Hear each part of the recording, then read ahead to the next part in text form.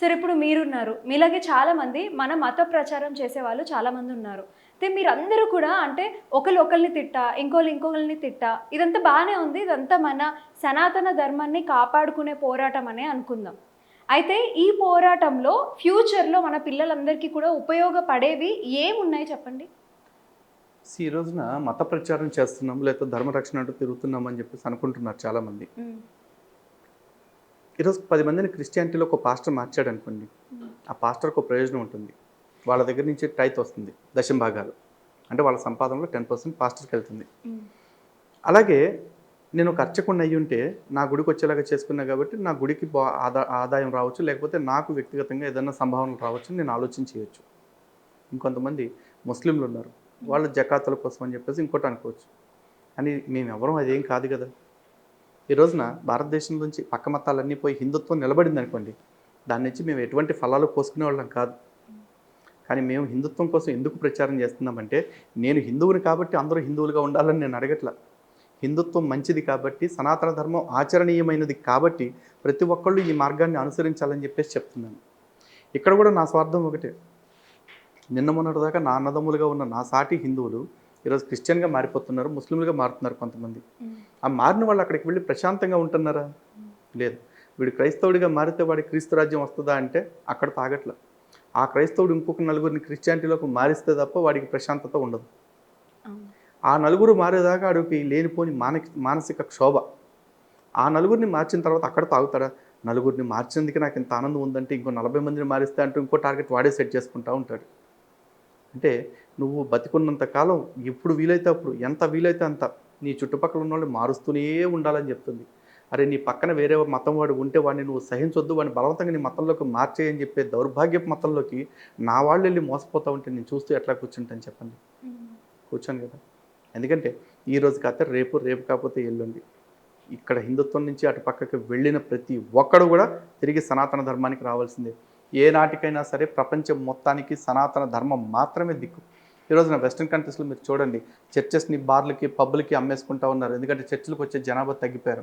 కానీ at the same time ISKCON కావచ్చు, లేకపోతే ఇతర కొన్ని హిందూ సంస్థలు కావచ్చు అక్కడ పనిచేస్తా ఉన్నాయి. హ్మ్. వాళ్ళ ఆధ్వర్యంలో చూసుకుంటే అమెరికన్సు, బ్రిటిషర్స్, అవును. ఆస్ట్రేలియన్స్, జర్మన్స్, ఫ్రెంచ్ పీపుల్ అందరూ చాలా మంది కూడా హిందూయిజంలో హిందూయిజం కన్వర్ట్ వైపు అవుతున్నారు. వస్తున్నారు. హ్మ్. జర్మనీ నుంచి గ్లోరినా అరీనా అనే ఒక ఆవిడ భగవద్గీత మీద రీసెర్చ్ చేసి భారతదేశపు అత్యున్నత పౌర పురస్కారం అందుకున్నారు పద్మభూషణ్. హ్మ్. ఓకే. ఎంత గొప్ప విషయం అది. అలాగే అమెరికాలో డేవిడ్ ఫ్రాలీ గారు అని ఒక ఆయన ఉన్నారు. ఆయన భారతదేశం వచ్చి వేదాలు నేర్చుకుని పండిట్ వామదేవ శాస్త్రిగా వారి పేరు మార్చుకుని ఇప్పుడు అమెరికాలో ఉండి American university of Vedic sciences అని ఒక యూనివర్సిటీ పెట్టారు. ఇప్పుడు అమెరికాలో వారు ఇంకా జీవించున్నారు. ఇలా ఎంతోమంది ఒక రోమరోలా కావచ్చు, హ్యాక్స్లీ కావచ్చు, హ్మ్. అని బిసెంట్ కావచ్చు, వీళ్ళందరూ గొప్ప గొప్పోళ్ళు అయ్యారు కదా! కరెక్ట్. వీళ్ళందరూ హిందుత్వంలోకి వచ్చారు కాబట్టి గొప్పోళ్ళు అవటం కాదు. హిందుత్వం గొప్పదని తెలుసుకున్నారు కాబట్టి, హిందుత్వం గొప్పతనాన్ని చెబుతున్నారు కాబట్టి.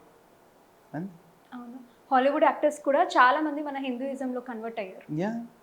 ఆవిడ జూలియా రాబర్ట్స్ ఒక ఆవిడ కావచ్చు, లేకపోతే రీసెంట్‌గా విల్ స్మిత్ ఆయన కూడా తరచుగా ఆశ్రమాలకు రావటం, కాశీ లాంటి పట్టణాలకు రావటం, పూజలు చేయించుకోవటం ఇవన్నీ మనం చూస్తూనే ఉన్నాం.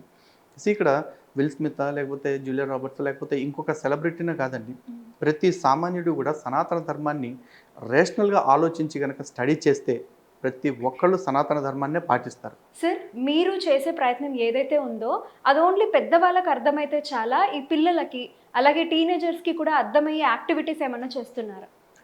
ఈ రోజున మేము చేసే యాక్టివిటీస్ ఒక వర్గాన్ని టార్గెట్ చేసి చేయట్లేదండి. హ్మ్. ఒక ఏజ్ గ్రూప్ వాళ్ళని టార్గెట్ చేసి చేయట్లేదు. హ్మ్. యూనివర్సల్ కాన్సెప్ట్ ఇది సనాతన ధర్మం అనేది. హ్మ్. ఈ రోజున సద్గురు ఆశ్రమానికి మీరు వెళ్ళండి. హ్మ్. అక్కడ అందరూ ఎవరున్నారు? ముసలోళ్ళు ఉన్నారా? యూతే ఉన్నారు గదా! సద్గురు దాకా వెళ్ళాలి అనే ఆలోచన వాళ్ళకొచ్చింది అంటే వాళ్ళకి కారణం ఏంటి? హిందుత్వం అనేది ఆచరించదగినది అని వాళ్ళు నమ్ముతున్నారు కాబట్టేగా. అలాగే మా హిందూ సంఘాల్లో చూసుకుంటే మేము పోరాటం అంటే నేనొక్కడినే కూర్చుని లేకపోతే నాలాగా సంస్థ అధ్యక్షులు మాత్రం కూర్చొని చేసే పోరాటాలా? హ్మ్.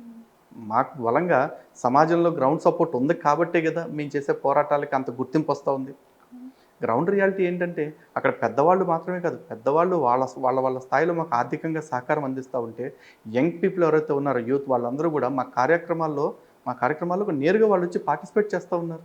వాహ్! హ్మ్. సో, మా కార్యాచరణ లేదా మా కార్యక్రమాలు పూర్తి స్థాయి ఫలితాలిస్తున్నాయి. అయితే ఈరోజు చెట్టు నాటాం కాబట్టి రేపొద్దున్నే పళ్ళు కోసేసుకుందామా అంటే కొయ్యకపోవచ్చు.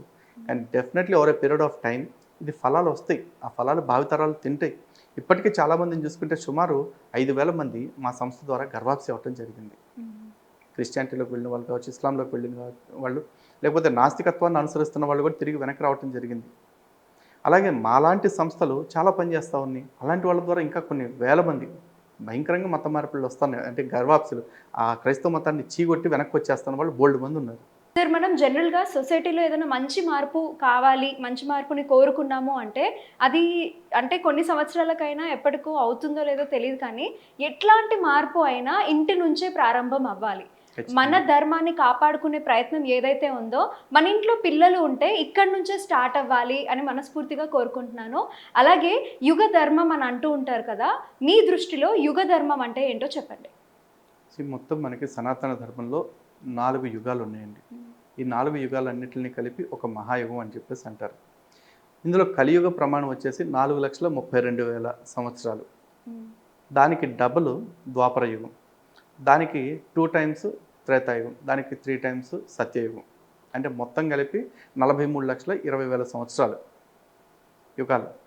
అంటే యుగ ప్రమాణం తగ్గుతూ ఉంటుంది. యుగ ప్రమాణాన్ని బట్టి మనుషుల యొక్క ఆయు పరిమాణం కూడా తగ్గుతూ ఉంటుంది. ప్రస్తుతం మనం కలియుగంలో ఉన్నాము. ఈ యుగ ధర్మాలు ఎట్లా ఉంటాయంటే, సత్యయుగంలో చూసుకుంటే, కృతయుగంలో ఈ ధర్మం అనేది 4 పాదాలుగా నడుస్తుంది. అంటే ధర్మ స్వరూపాన్ని ఒక వృషభంగా చూపిస్తే 4 పాదాల మీద నిలబడి ఉంటుంది. అంటే అంత మంచే ఉంటుంది. అదే త్రేతాయుగానికి వచ్చేప్పటికి ధర్మం 3 పాదాల మీద ఉంటుంది. ద్వాపర యుగానికి వచ్చేప్పటికి ధర్మం 2 పాదాల మీద ఉంటుంది. ప్రస్తుతం కలియుగంలో ధర్మం 1 పాదం మీద నిలబడి ఉంటుంది అని చెప్పేసి అంటున్నారు. ఎప్పుడైతే ఈ ధర్మం కూడా పూర్తిగా నశించిపోతుందో ఆ రోజున ప్రళయం వస్తుంది, మహాయుగం మళ్ళీ ఆరంభం అవుతుంది. ఇదంతా సమాప్తం అయిపోయి, ఇదంతా కూడా మనకి భాగవతం ప్రమాణంగా చూసుకుంటే ఇలా చెప్తూ ఉంటారు. అదే భాగవతంలో వ్యాసుల వారు భాగవతం రాసేటప్పుడు 12వ స్కందంలో చాలా స్పష్టంగా చెప్పారు కలియుగ లక్షణాలు ఏ విధంగా ఉంటాయని చెప్పేసి. మీరు లిటరల్గా ఆశ్చర్యపోతారు. యాజ్ ఇట్ ఈస్ అందులో చెప్పిన ప్రతి సందర్భం. ఎందుకంటే ఒక 5,000 సంవత్సరాల క్రితం అవన్నీ అంత పర్ఫెక్ట్గా ఊహించే అవకాశం లేదు మామూలు వ్యక్తులైతే. కానీ వ్యాసుల వారు ఊహించి రాశారు. ఏ విధంగా అయితే ఆడ మగ అనే తేడా లేకుండా ప్రతి ఒక్కళ్ళు వీధుల్లోకి వస్తారు ఉద్యోగాలు చేయడానికి. భార్యాభర్తల మధ్య సంబంధాలు ఏ విధంగా దెబ్బతింటాయి అంటే, ఇక్కడ ఒకళ్ళని బ్లేమ్ చేయటం కాదు, ఆడవాళ్ళని మాత్రమే. ఎందుకంటే కుటుంబ వ్యవస్థ నిలబడాలంటే భార్య భర్త ఇద్దరూ కారణం అవుతారు.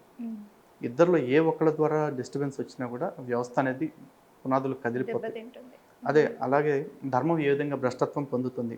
కలియుగంలో వ్యక్తులు ఐహిక సుఖాల మీద ఎంత ఇది పెంచుకుంటారు అంటే, శారీరక సుఖాల మీద ఏ విధంగా మోజు పెంచేసుకుని ధర్మం అనేది పక్కన పడేస్తారు. ఇట్లాంటివి అంటే దాన్ని చెప్పటానికి కూడా ఎంత ప్రిసైజ్గా ఉంటుందంటే, ధర్మం నాశనం అయ్యే విధానం ఈ రోజున చెప్తే చాలామంది మన వాళ్ళే మనోభావాలు దెబ్బతిని ఏడుస్తారు మళ్ళీ. అందుకని నేను చెప్పలేకపోతున్నా. గ్రంథంలో అయితే చాలా స్పష్టంగా చెప్పారండి. సో ఇది కలియుగం ప్రభావం ఏంటంటే, ధర్మం నాశనం వైపే వెళ్తూ ఉంటుంది. ఇది మనం చేసుకునేది. దీన్ని పూర్తిగా గ్లాని కలిగే సమయంలో మళ్ళీ పరమాత్ముడు కల్కి అవతారంలో రావటం జరుగుతుంది. అధార్మికులందరినీ సంహరించి మళ్ళీ ధర్మస్థాపన చేయటం జరుగుతూ ఉంటుంది. ఇది ఈ యుగానికి సంబంధించిన ధర్మం అంతే.